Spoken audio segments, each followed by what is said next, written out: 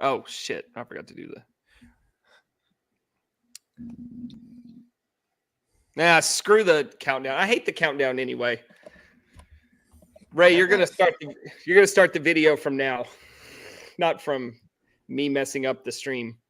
Hello, Frog fans. Welcome to Postgame Beers. We are the Lupton Drinking Club coming to you live on YouTube, or possibly recorded in your car as you travel to Thanksgiving, or maybe you're just listening to us in your normal routine. Hey, whatever. We appreciate you joining us. If you are on YouTube, please feel free to jump into the chat, and we will do our best to keep up with that chat. And if you bring the funny, we will LOL. I am your host. I am your host tonight, JD Sailors, Master of Activities, whatever MK says. I try not to copy MK's intro, but it's kind of hard when you hear him do it every week. You know what I mean? Ray's yeah. Yeah, we have the producer, Ray Enron Cartwright, and the Sultan of Stat, Martin Guerrero. We got a little bit of a skeleton crew, but that should be expected as we hit the holiday season. We are unsupervised. The family men are traveling. So expect a wheels off episode. It might be. It might be. So, first of all, I have a Thanksgiving resolution. I want to get better at organization and like taking notes and just kind of keeping myself organized, because when I'm not organized, then I leave some meat on the bone. For instance, I traveled to Lubbock for the Tech game. What is that? Almost 2 weeks ago now. And I left off like two of the, most interesting things I wanted to talk about. So I want to do a little cleanup real quick from the Tech weekend. Okay. All right. So first of all, the possum was it was a fake, right? Like that was a setup. I think that was a real possum. I want to believe it's a real possum. No. Don't convince me it's not a real possum. That's not what I'm saying. I want to believe it's possum. I'm saying the possum escaping on the field was a setup. I don't know. Because we had the fox. We had the fox in like 2012 or whatever. Yeah, I don't think it was a setup. And then wild critters, they be getting into everything out there. Yeah, but especially when you have that much trash around that stadium, man, possums are going to feast. Okay, but the last two times we played Tech in Lubbock on a Thursday night, you're going to tell me some critter just made its way into the stadium and they weren't playing off the fox and set up a possum? Because the social media team was like all over it right after it happened. Yeah, way to capitalize on good publicity. I don't know. But what I really regret leaving out was my brother. Okay, my brother, he's 3 years younger than me. He went to UNT, but he never attended football games. He's never tailgated. Did he see UNT? I don't think he's ever even attended a game. So my brother and I, we kind of have similar sense of humors where, how do you best describe it? I guess it's like chaotic sense of humor where I try to almost like confuse and irritate people for my own enjoyment. So let me tell you about my brother as we're inside Jones Stadium, right? So he had a few drinks at the tailgate and he was having fun. I think he was kind of playing up the fun a little bit. So he starts kind of bantering with fans sitting around us, like strangers, right? So they're on the field. They're getting ready to kick off. They got like the captains out there. They're doing the coin toss. And my brother asked the guy to our left, he goes, "So which one's Josh Young?" Okay. I like that humor. All right. So, and then a little later on, these are just the two things I heard, right? My brother's probably doing this, pulling bits all game, but it's like Tech is driving or something. The fans are kind of cheering and paying attention to the game. And my brother goes up to another group and he's like, all right. So does the winner go to the College World Series? It's unstable. Hilarious. Do we need to cancel the pod now? Is this all I'm going to get out of y'all? Tell funny jokes. I thought it was hilarious, but I guess y'all were confused, which means the joke worked. It went over my head. Yeah. Anyway, that was a big brain joke. You know what? Forget it. I'm better off just not taking notes. Martin Jacobs, the guy, the meme of the guy with the brain that's connected to his going down to his chair right now. Mm-hmm. Whatever, man. I thought it was hilarious, but that's fine. Whatever. Go ahead, Ray. You do the show. What do you want to talk about? Man, today I was out at volleyball, dude. Okay. All right. I'm quitting. It was awesome. Okay. All right. I wanted to talk to you guys about Thanksgiving. You know, it's a little bit of a timely subject. What are y'all's normal kind of Thanksgiving routines? Like, when do you eat? When do you open gifts? When do you watch football? You have gifts for Thanksgiving? That was a joke. See, Ray's learning. So I usually just stay home by myself on Thanksgiving. Can you at least lie and make up a story that doesn't? Oh yeah. So man, I wake up to the smell of freshly baked pie. Okay, that's enough. That's enough. All right. You go steal some land. Yeah. Hey, Chef Martin, what do you got on sooner? So my routine for the last 6-7 years, I go to my mom's house in the afternoon, like at noon or 1. We'll have lunch there, and then have Thanksgiving at night over at my in-laws' house. See, I think that's weird. I don't know. Maybe it's because I think a night Thanksgiving is weird. I think I do too. I thought it was weird too. Because you're eating 1 or 2 meals before your actual Thanksgiving dinner meal. Nobody's fasting all day, right? No, I don't think so. And then when you get leftovers at 2 a.m. Yeah. When are you supposed to take the extra rolls and stuff a little turkey in them? I don't really do that. Oh, that's the best part. That's second Thanksgiving. For most of my life, we usually did it at my uncle's house, my Uncle Billy, and we would do that while we were watching the Cowboys game, the Lions game, and usually Texas A&M would be playing at night. Oh, it was a better day back then. Yeah, that's usually. Hold on, were you guys into that game? I was always bored with it because it would just be Texas winning. I was always into it. I was always into it. Neither team was my team, so I didn't. I would tune in for a little bit. Oh, Texas is up 33-6. But disclaimer, I did grow up with a bunch of Aggies. Yeah, so that makes a difference. Yeah, I grew up with a bunch of Longhorns and Buckeyes. See, I was the only person in my family that cared about college football, so. I always thought it was weird whenever they moved it from Thanksgiving night to 11 a.m. on Black Friday. Yeah. Didn't like that. What if they were getting killed in the ratings or something? I don't know. I always needed something to watch after the Cowboys game, and I fucking hate the Egg Bowl.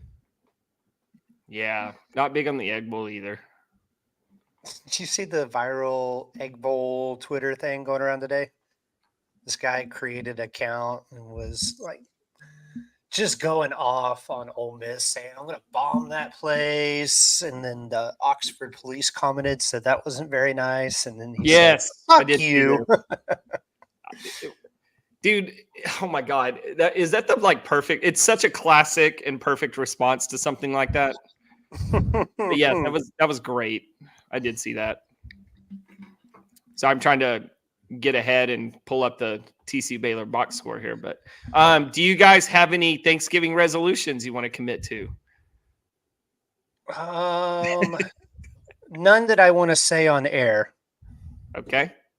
I'll leave that to a time of my choosing. All right. On the Ray Cartwright show? Yeah. All right. Tune into the Ray Cartwright show. Coming soon. I do have a question for y'all. Do y'all have a favorite Thanksgiving memory? Memory? I thought you were going to say a dish you can't. Oh, no, we can get to that in a second. Favorite? Oh, dude, yeah, this is pretty easy. It's got to be playing the football game with my uncles, my dad, my brothers, cousins.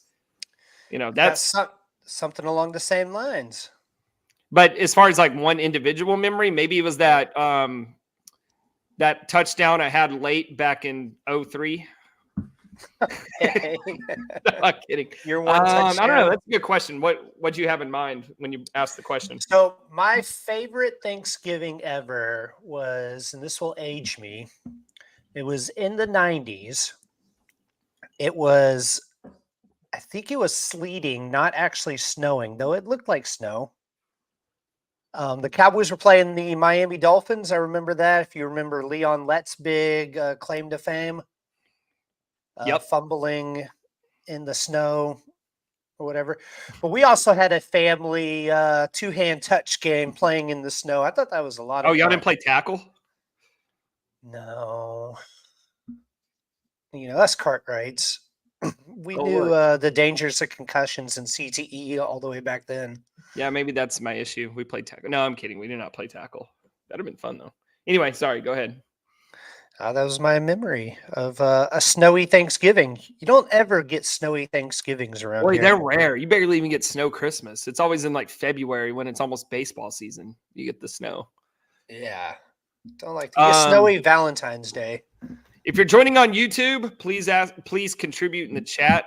Makes it a lot of fun. We have Damon here, frequent commenter, and we appreciate you, Damon. Any Thanksgiving card and boxes of chocolates giving out. All right, what are you getting your loved ones for Thanksgiving this year? Well, I don't know. Maybe I can scrounge up something. I've got a random drawer of just random stuff. Maybe fish a couple of batteries out of it or something. As long as it comes from the heart. Yeah. All right. So real quick, we'll ask the generic radio question. What's your favorite dish? Wild turkey. What do you mean wild turkey? Like you eat it and you field clean it and cook it over an open fire? No, the bourbon. Oh, what a joke. Chef Martin, what's your favorite Thanksgiving dish? I like to put everything together. Are you The for mishmash? Yeah, like stuffing, corn, mashed potatoes with some gravy. Little gravy on that? Oh, yeah. Brown gravy all over it. Yeah, I guess Thanksgiving is a really good meal for that because, I feel like corn and mashed potatoes kind of go hand in hand anyway. Yeah, it's all gonna mix the same. I mean, you can put gravy on all of it. No, I'm not a big gravy guy. I'm not a big gravy guy. Big fan of the Too much canned salt. cranberry sauce. Are you? Love. I feel like that one's getting phased out a little bit. Oh man, dude, it's so good. It's like Jell-O. So for me, I feel like I have a weird one, but I don't feel like it should be weird. But I really love the broccoli, cheese, and rice. That's good. Yeah, it never gets mentioned, right? At least I never hear. It's always stuffing or green bean casserole is overrated. Overrated. Green bean casserole is overrated. Green beans in general. Don't get me wrong. Green bean casserole is good, but that's always the first one people say when you ask them this question. It should not be the first. Yeah, it's the one I always hear. I always think people go stuffing or dressing as their favorites. You get that a lot. So that's really good when it's like made from scratch. Yeah. Yeah. Not the stovetop cook over the stove kind. You notice how people never say turkey? Do you think that's just implied, or turkey's like pretty far down on the depth chart? Like, if you just had ham, no turkey, would you be happy? I'd be pretty happy. Man, yeah, turkey's such a generic food, though. I feel like it's so generic. I don't remember who the comedian was that said there's a reason why we only eat it once a year. Right. And it's hard to make it good. Yeah. It's hard to make it stand out. It's either it's undercooked and you're going to the hospital, or you're choking on it because it's so dry. Yeah. But man, I don't know. How do you cook yours, Martin? Last year we fried them. You didn't? Were you one of those YouTube videos they set their house on fire? Yeah, did you do it in the garage? No, I didn't. Did you slam dunk it in there? I didn't do it. My brother-in-law did it, and then he left to go to the store or something. And my other brother-in-law was in charge, and I think he left it in too long or something. It was kind of black on the outside. But it was still good on the inside. This year I'm smoking it, so Dude, when do you we'll see fire how up the it goes. smoker? Probably Thursday morning. When do you wrap it? You don't wrap turkey. Oh. You know, putting it in the what you trying to hit 165 as the Yes. temp? Yes. I usually just throw mine on the iron skillet. I put mine in the microwave. Why do you How long it would take to cook a whole ass turkey in the microwave? You could just get turkey from the deli sliced. That's no fun. Microwave turkey sounds better than that. Well, if you're listening to this on your Thanksgiving travels, drive safe. We appreciate you listening. Happy Thanksgiving from all of us here at the Lupton Drinking Club. And at the very end of the episode, we'll give you some political talking points to bring up with your family. Yes, we could do a top 5 political talking point. Man, that would have been a good bit. We should have done that. What? You can throw that together real quick. Where do you rank Thanksgiving as far as the holidays? That's a great question. Oh, third. Third, huh? Behind what? Christmas and New Year's? Christmas. New Year's. Oh yeah, you like to go shoot your guns outside and stuff. I forgot about that. Christmas. In your direction. 4th of July, because I love America. Okay, 4th of July. That's a good one. Thanksgiving, New Year's Eve. And then Memorial Day, Labor Day. Are y'all one of those people that get mad because on Facebook after Halloween they just skip right to Christmas? Hell no, dude. I'm telling people Merry Christmas while I'm trick-or-treating every year. Hey, Mariah doesn't come unthawed for no reason at midnight on November 1st. I'll this is subject to change, but I will say right now, Thanksgiving most years is number 1. And I have a right to change and I'll tell you why. Do you think I'm never going to tell you why after I say something and then kind of pause like that? You always know it. A cliffhanger. You always know more's coming.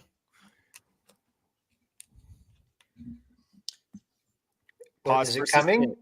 Pause Is it for coming? Suspense. Pause for suspense. No, I'm kidding. I'm gonna come. So here's the thing. Here's what I really love about Thanksgiving. It kind of starts Christmas. Because now I'm like, after Thanksgiving, it's all the anticipation of Christmas starts to hit. You start getting bowl football. You start getting wacky cocktails and pop-ups around town and like everything that leads up. It's kind of like opening day for Christmas to me. That does make sense. I mean, before we get bowl football, we at least get rivalry football. This weekend's a big rivalry weekend. Right, but it's kind of the start of it. You know what I mean? It is the kickoff. Okay, so did you always get up on Black Friday morning and go with your aunts to the local Kmart or whatever, Walmart, wherever they would do door handouts? Because you remember they used to hand out like free shit at the door. I don't remember this. No. 6 a.m. My aunts would always do that. They would meet at like a Denny's or an IHOP at like 5 in the morning. Oh my gosh. And then go get their shop on. All right. Before we get into some TCU and Baylor talk, we want to thank our very, how would you say, our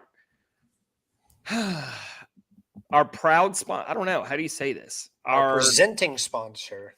Yeah, our good partners, our friends at Hell's Half Acre Stadium Goods.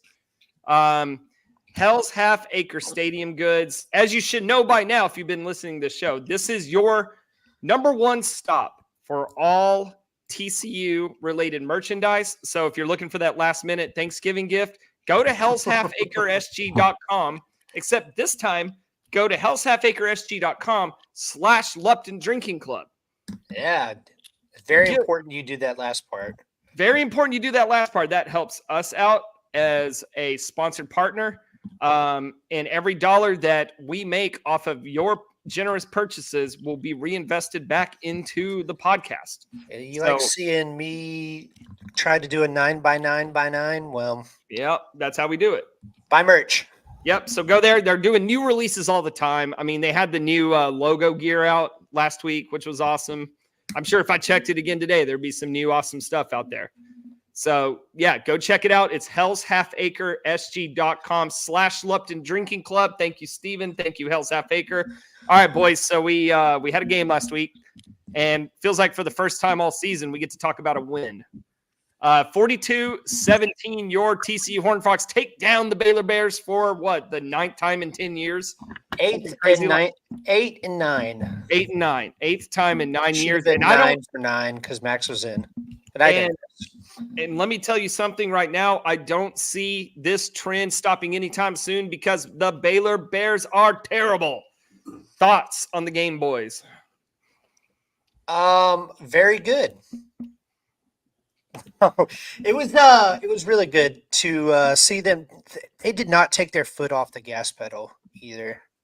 Were you worried after that first drive where they couldn't punch it in from the 2-yard I do line? have a moment in the game where things could have definitely changed, and maybe we were talking about a closer game. Okay, go for it. That was the second drive Baylor had, and what's his name, Chapin or whatever. Yeah. Uncorks one, wide open, number 80, streaking down the field. Perfect pass, right into the hands. He would have streaked right into the end zone to give Baylor a 14-0 lead. So that would have been on their third possession? Yeah. They scored on their second one. Their second one? Okay, yeah, third possession. Dropped right through the hands, alligatored. And then I think a couple plays later, same thing happened again. I had another drop, but I think the game could have been a little different if it's 14-0. Yeah, but here's what I'll say about that is I think TCU had a game plan where they were not afraid of getting beat deep. And even though they kind of got beat deep, they still fucked it up anyway. True. I mean, so they asked the Chiefs that. I mean, they dared Baylor to try to make plays, and they could not do it. One observation I had from this game, TCU got inside the Baylor 5 every possession. So were y'all worried the first two, like, oh, shit, here we go again, as the first two drives go down deep into the red zone and they don't come away with anything? No, in fact, when Baylor went up 7-0 after we fumbled inside the 5, I doubled down on my TCU bet because I was getting better odds at that point. I was worried that it would be a close game.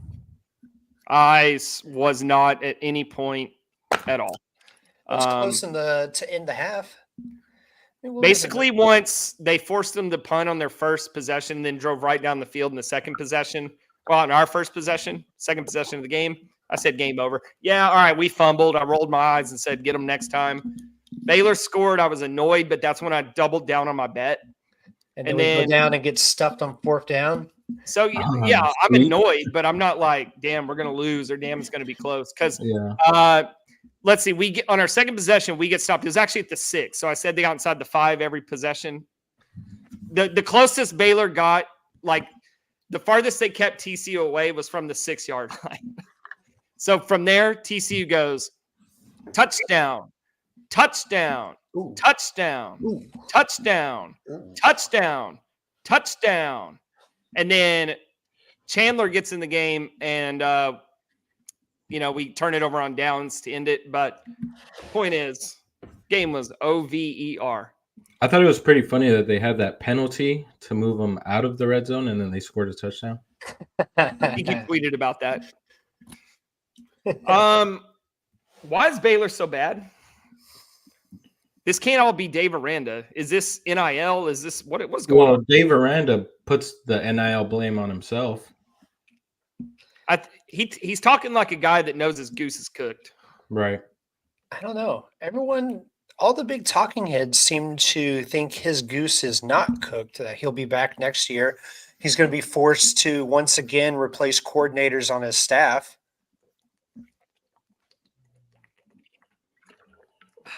You're listening to live coverage of Jacob Drinkwater. Yeah, I was thirsty. On Postgame Beers. Hosting isn't easy, man. Yeah, you can mute that though. I always get this kind of like, oh man, feeling when MK's like, I'm out tonight. I'm like, God dang it. That means I gotta like put in twice the effort. That's okay. Drive safe. As a producer, let's work that mute button a little better. Oh, okay. So we Fair don't hear enough. go, go, go, go, go, go, go.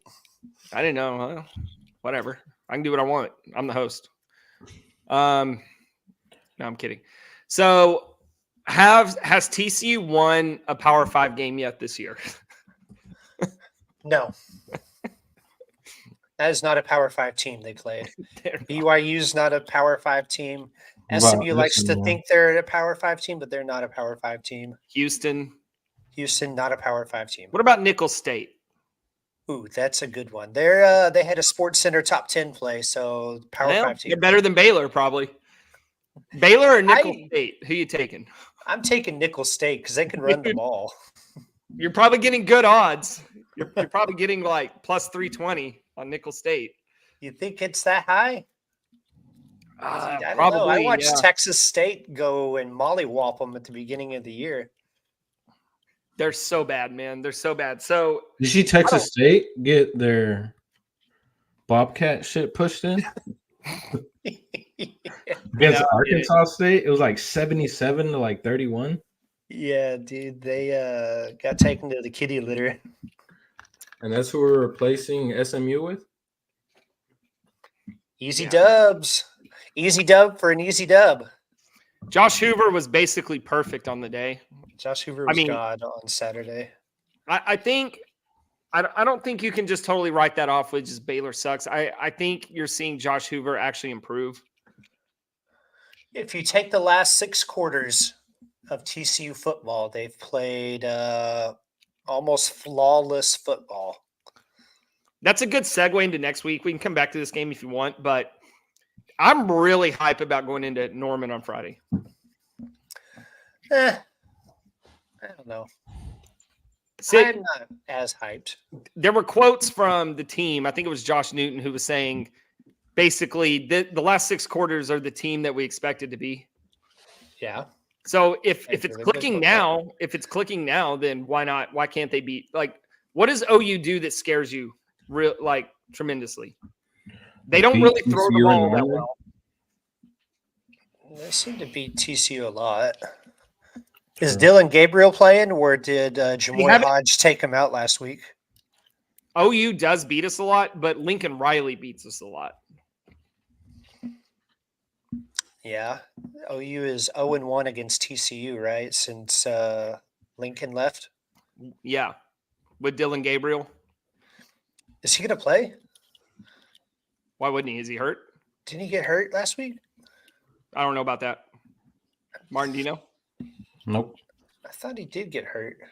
Well, regardless, dude, I don't think they have very good receiving threats. I mean, Drake Stoops is their leading receiver. He's a fine player, but he's kind of a possession guy. He's not someone that really scares you. They run the ball okay.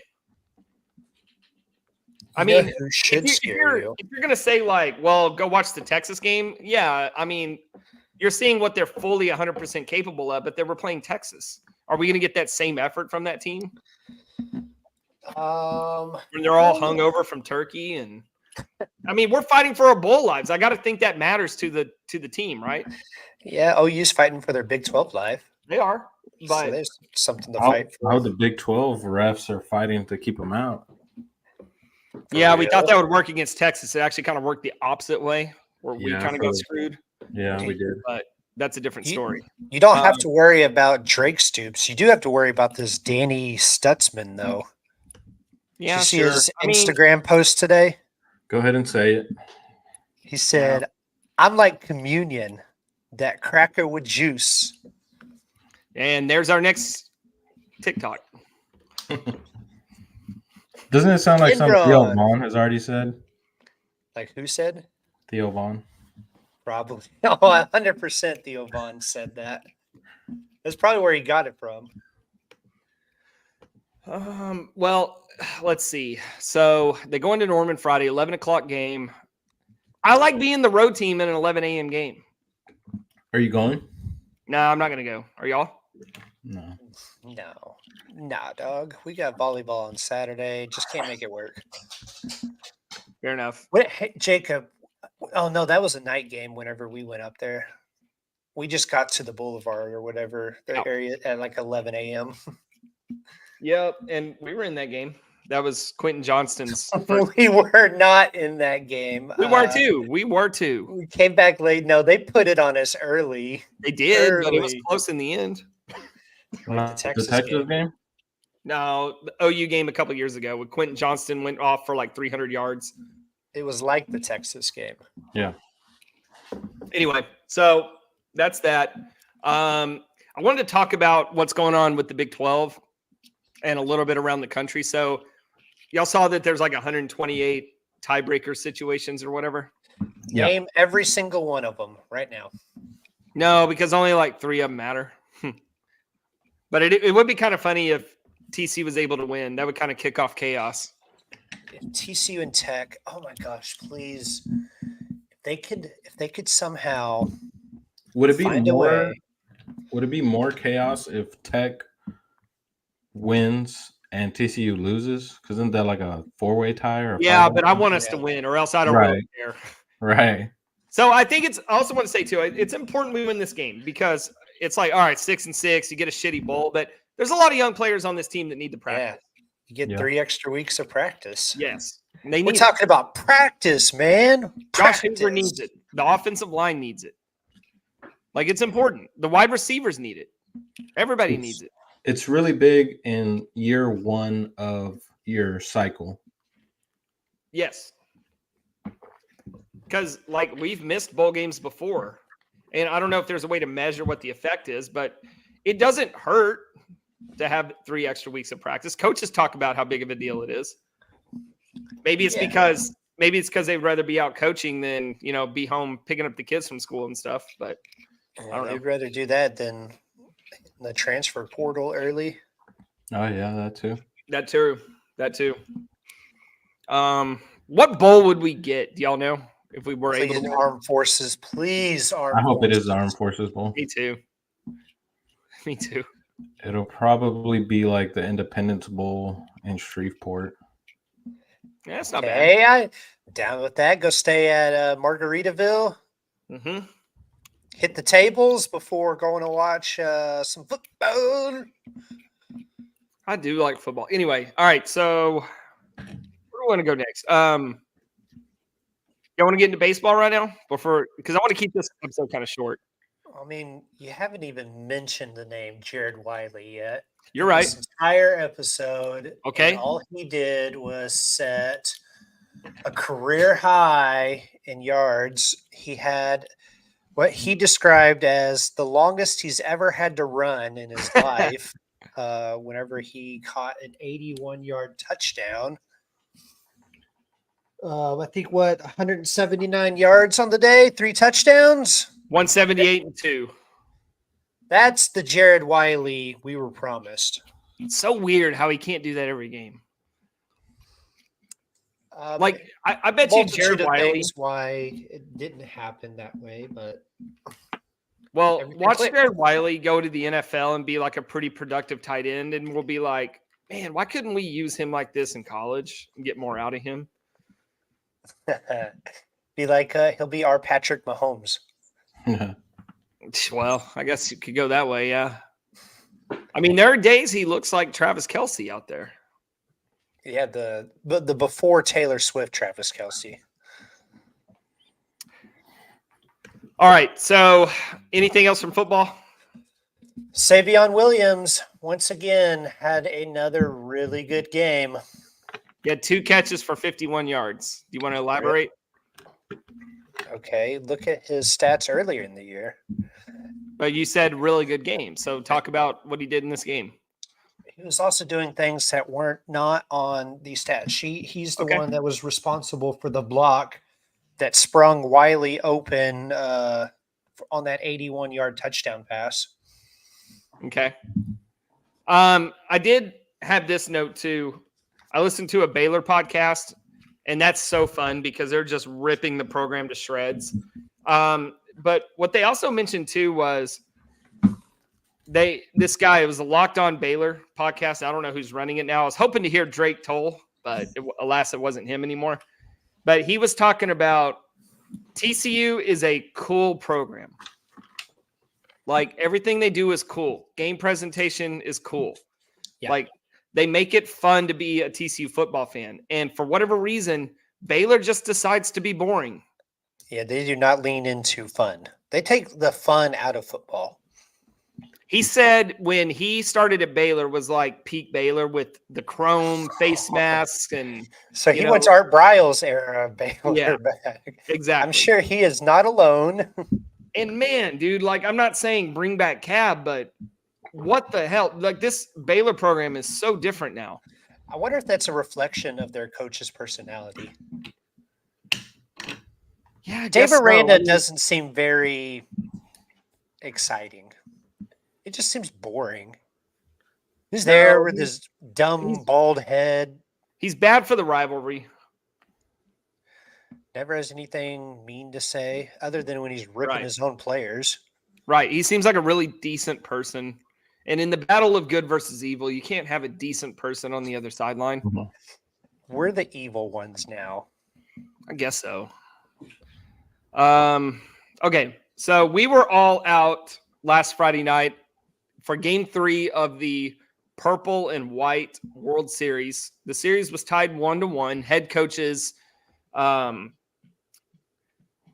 I Brian Howard. Brian Howard. I was like, Tim Howard. That's the goalie for the U.S. That is not right. You're getting Tim Reynolds and Brian Howard mixed up. One's a catcher on the team. Brian Howard and Evan Scoug. Correct me if I'm wrong. Purple ends up winning 10-9 or 11-10. 11-10 on a Peyton Tolley bottom of the 8th home run. If I have this like that. You Yeah. like that. Circles the bases, gives the full Kirk Cousins coming back to the dugout. Dude, I had a lot of fun at that game. That was so fun. Dude, bro, you missing out. It was like that all series. Yeah, probably so, but I'm glad I at least made it to one game. It's hard for me to do out here in Dallas. Yeah, it was a lot of fun. I have a new favorite player, at least for the moment, and I think y'all know who I'm talking about, but Micah Kendrick, freshman infielder. I don't have where he's from at the moment, but I think he's like Rockwall or something like that. that sounds right. Yeah, that's right. That's right. Rockwall. Freshman from Rockwall. Was playing a lot of second base Friday night. He hit a triple. It was kind of like a failed diving attempt. Ball goes all the way to the wall. And he slides into third. He gets up on his knees. He looks at the third base dugout and gives the loudest, "Let's effing go." And it got me out of my seat, man. I jumped up and said, "Yeah." Yeah, dude, it's really great about these Purple White series is you can hear the emotion because there's only like a couple hundred people. It's kind of dreary out. So you get some really loud, echoey effects from the players, which was awesome. So let's go around and talk about kind of what stuck out of y'all. What are some interesting things y'all took away from that game? It was a lot of fun. The continued discussion of this team actually has depth in position players this year. They are just not 1 through 9. They probably go 11 deep, at least, maybe 12. Dude, I think so. Mark, what do you think? I wanted to get your thoughts because it was your first game. This fall. Ask me whatever you want. I mean, that offense, they scored 21 runs and they scored. So the first game was 18-8. And then the second game, what was that, like 6-5? Yeah. A little more pitching that one. Yeah. But the offense is the offense has been crazy all fall, in my opinion. Well, I will say, okay, do you have a specific question or are you just setting me up? So the offense has been crazy all fall, and that's even with Silva and Bowen being out. Yeah, for sure, dude. And what's been crazy about this offense is it's not cheap hits that they're getting. No, they were squaring the ball up. And it's cold out, right? So, cold like Friday when we were out there. It was cold, drizzly, kind of nasty out. If you know Lupton, you know that it becomes quite the pitcher's park then. Is that a myth? That's did you want to talk about this? Let's do it. We got some time. Who's that account? I will say I'll just set it up this way. We can give credit in a minute, but So, Ray, we took a few dollars out of the LDC bank fund and bought this study on park effect in college. And Martin went through and did some research on it. And we haven't talked about it at all. I said I wasn't going to guess anything because I wanted to hear it on the air. But so my question is not really a leading question. It's a legit question. Is Lupton Stadium being a pitcher-friendly ballpark a myth? What'd you find? So it's not a myth, but I found that it was interesting. So this data went back 3 years. Okay. Well, what, 23, 22, and 21. So pretty much everything Braden Taylor era. Yeah. since COVID. Okay, here it is. So the guy's name on Twitter is Pro Baseball Radar, and he comes out with content like this a lot.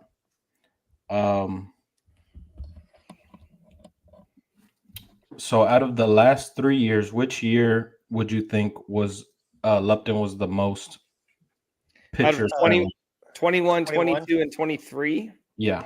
21. 21. You know those baby I'll say 23. You're correct, 23. Anthony Silva was on fire, dog. So Carson Bowen. what is it We called? also gave up a lot of runs to like Florida State, to UNC Wilmington. No.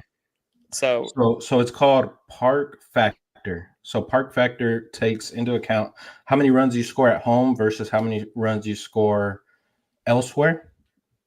And it does the same with your opponents.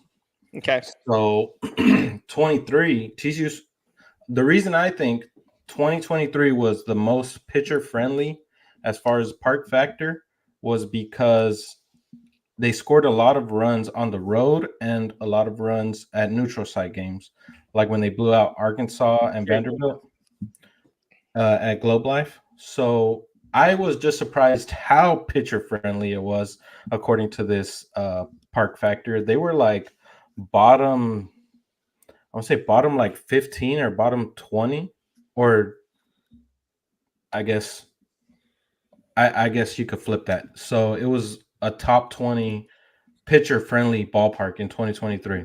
Okay. Which is what the hypothesis is, right? That Lupton is a pitcher's ballpark. Yes, but it's not always to that extent. So 2021, I think it played more neutral. But see, the reason these can vary from year to year is because you're not playing the same teams every year at home or on the road. True. And the weather, because I doubt it's going back and putting weather for each game and how that affects your ballpark. Like, no, it's pretty basic, like runs scored at home versus runs scored. Yeah, I'm thinking through trying to find, what kind of variables they might be missing. Probably a lot because there's 300 and something D1 baseball teams. You do not play your out-of-conference opponents twice. You don't play them at your home ballpark and on the road. Very good point. And the teams we played at home were like Cal State Fullerton. They don't score a lot of runs. They bunt a lot. San Diego, they don't. But wouldn't that be balanced out with the fact they don't score at home either?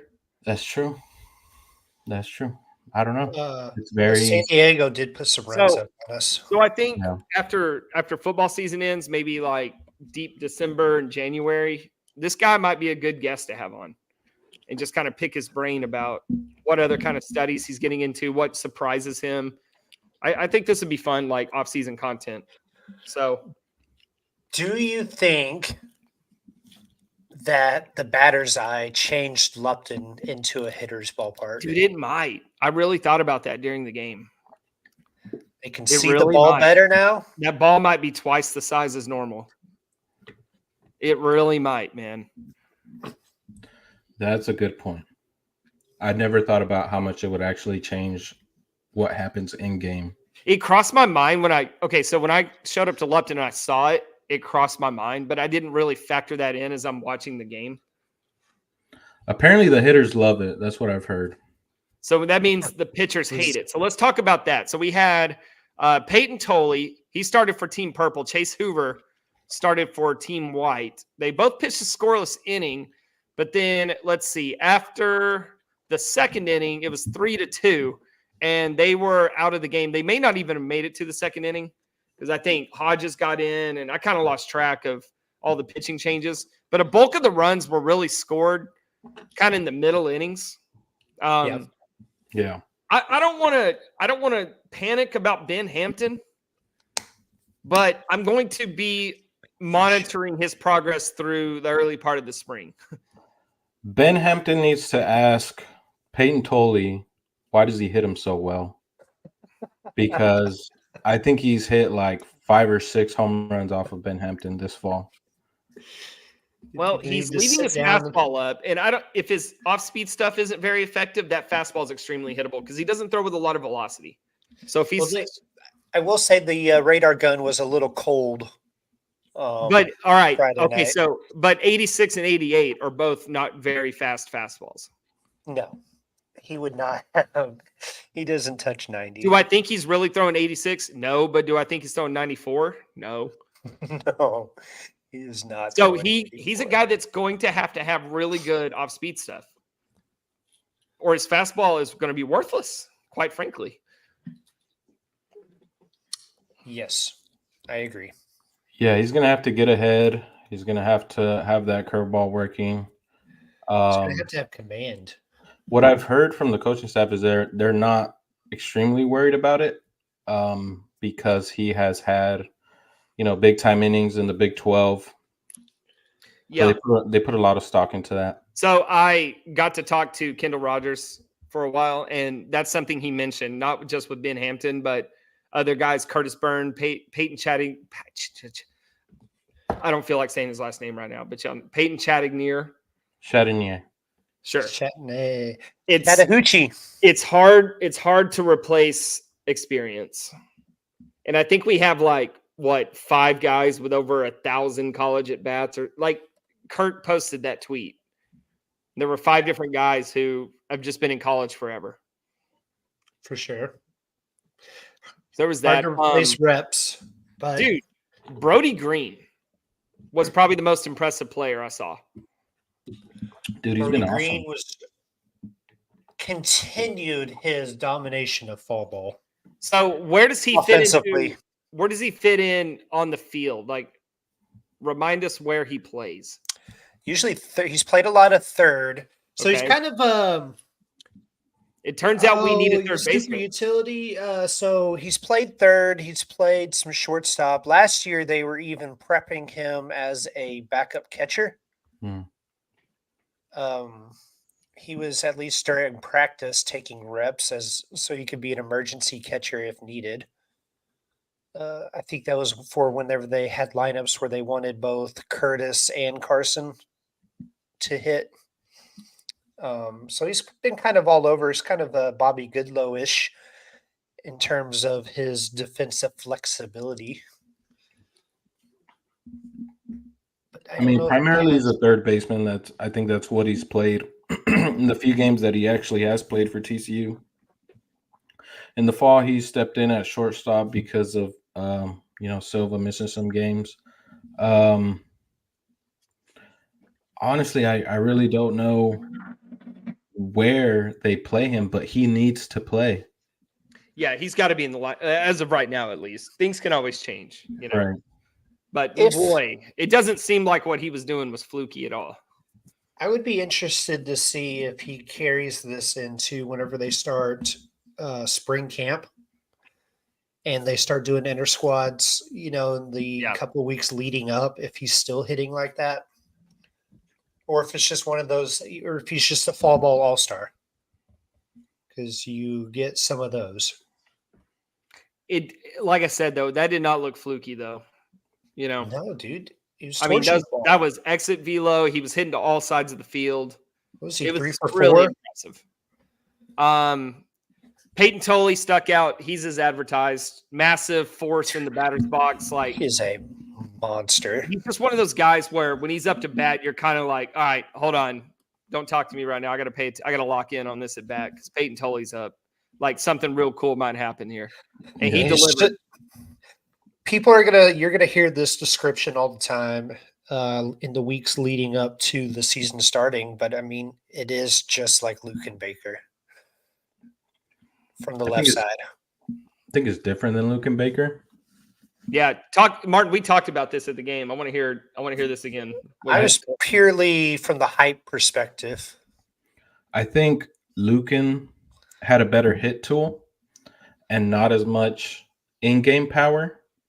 Where, if you go watch Lucan Baker take BP, he probably hits every ball out. But he didn't really do that in the games. He was gap to gap in games. I mean, he hit like 380 his freshman year. Is Peyton Tolley ever going to hit 380? Probably not. But he has more in-game power where he can, even if he doesn't hit a ball square, the ball is getting out of the ballpark. Yeah. So for Peyton Tolley, if I told you this year he hit 265 with 21 home runs. Hell yeah, dude. 21 home runs. Okay, yes. About 16 home runs. That'd probably be like on par. That's probably a good year for him, especially if he's giving you production on the mound. Yeah. How many did Braden hit last year? I mean, he was in the 20s, right? 23. Okay, so if you got last year Braden Taylor from Peyton Tolley this year, yes, you're thrilled. Absolutely. Because what was Braden around, like 280 last year? I mean, his average wasn't all that high. He was around 300. He did get hot at the end. Yeah, he did. By get the end of the hot. year, I think he was around 300. Yeah, he did go on a real tear. Like once you add in postseason, he did get. Yes, you're right. But for the most of the year, he was around anywhere 270, 280. The pitching wasn't all doom and gloom. Luis Rodriguez went 2 1/3 to close the game out scoreless. It was good to see Luis Rodriguez pitch well because he's had a couple of shaky outings in the Purple White series. So to go out and see him shove, maybe he's finally feeling like he's back to normal because he had that arm injury coming into fall ball, and so that was really encouraging. Yeah, man, he looked good. I mean, it was a run scoring bonanza there for a while, and he comes in, throws 2 2/3 clean to shut the game down. So, what else stuck out at y'all? One final thing on Peyton Tolley. Yeah. So in his time at Wichita State, he did not walk a lot. His freshman year, he walked 5% of the time, and then his sophomore year, he walked almost 8% of the time, which is definitely a far cry from Braden Taylor walk numbers. He struck out a lot. Braden Taylor had to be around 15% walk. Braden Taylor was walking about a fifth of the time, and 20%. Right. Yeesh. So I think he was to me, he's like a better CJ or Kevin Crone, in my opinion. It's just going to be big to see if the Frogs can get protection in the lineup and just to make sure that Peyton Tolley doesn't start chasing stuff. Don't you think, I mean, maybe if he's sandwiched between, let's say you have Carson Bowen hitting second, Tolley third, Silva fourth. I'd switch those maybe. And Silva hitting because, man, Carson's an on-base machine. Yeah, I want him hitting second. Yeah, that's Carson second. So, Martin, who's your center fielder? Remind me his name. Chase Brunson. Is he a candidate for the leadoff spot? No, I think it'll be Luke Boyers. I think he should be, but I think the way that this team has gone about freshmen in the past, I think they might start him lower in the lineup. But I mean, I think he should be. I think either Curtis Byrne or Chatinier is going to be the leadoff guy. You don't think? I liked what Ray said. Luke Boyers. I mean, he's done it in the past. Yeah, it's either going to be Luke or it's going to be Chatinier. Oh, okay. I'm okay with either to start. And Logan what I Maxwell, liked out of last year was there was flexibility in the lineup, right? Mm-hmm. Where if you think of TCU teams in the years past, you would just ride with a guy. Your 1 through 9 was pretty much your 1 through 9. There wasn't going to be much change to the lineup. I thought No, there wasn't any at all. last year. No, I mean pretty much any year. I mean, last year they did. Yeah, TJ's. No, except for last year. I think that's what he's saying. I think Okay. y'all are agreeing. Okay. Yeah. Same page now. Same page. So I like that. It might be a feeling out process those first couple of weeks of the year. See some different lineups, see what works. Yeah. I mean, I trust TJ to put out the best lineup. Oh, every yeah. game. TJ Good. Couple other names: Jake Dewar, Logan Maxwell, Oh, man, Logan. Cademan Parker. Those are other guys that kind of stuck out. Logan Maxwell ended an inning where he made a catch in left field and then threw behind the runner and got him. Yeah. And then came up the next inning, that half inning, and then just hit a nuke. Yeah, 3-run home run. That was in the 5th inning. I hope Logan can stay healthy this year. Yeah, it's always going to be a question, I think. Because I think he can do big things. Cademan Parker looked good on the mound coming back from Tommy John. That was positive to see. I was really happy about that. You didn't even get to see TCU's best pitcher this fall on Friday. Ben Abelt. Ben Abelt. Yeah, I know. I know Ben Abelt's good. It's like I didn't need to see Silva play or Carson Bowen. I know they're good. I wanted to see guys that I haven't seen a whole lot of. I mean, if Ben Abelt pitched, I'd say, yeah, this is cool. I'm going to be entertained for however long he's in there, but I'm not going to learn anything. True. I All didn't see right. much of Cole Klecker this fall. So what else? What else? We're at an hour. I got to go to Target and get my pickup order. Hey, the pod comes first. That's why I'm here. But we're done. We don't have anything else. Oh, we have plenty of stuff. We'll save it for next week. Do quick thoughts real quick back to football. We'll wrap it up with this. Okay. Thoughts on the uniform matchup on Saturday?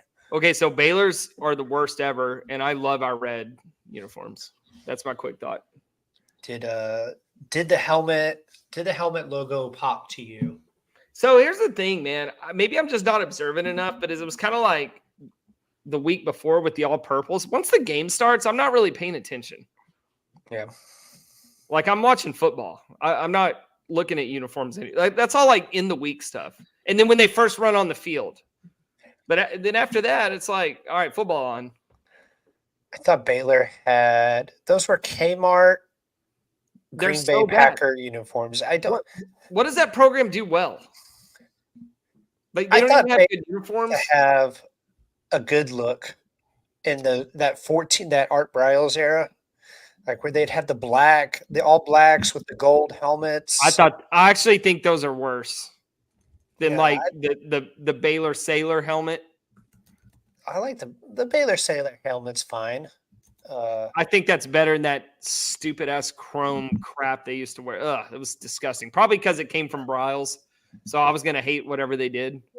Yeah, I mean, but if you look at their looks then as opposed to now, like now it's like mustard yellow and like Okay.